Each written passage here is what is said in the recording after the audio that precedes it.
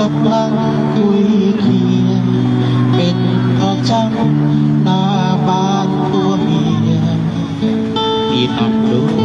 เหมือนคนละเมืองดี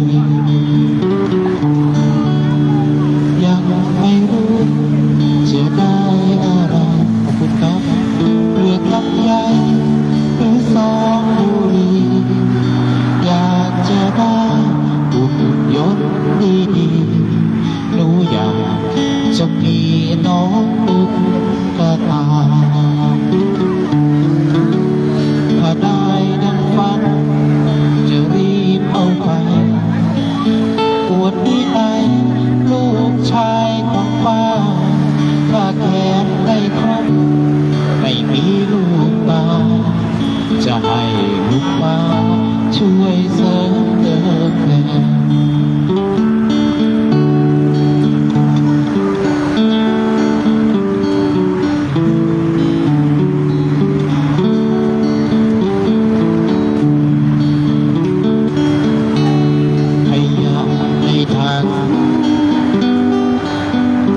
ตั้งอยู่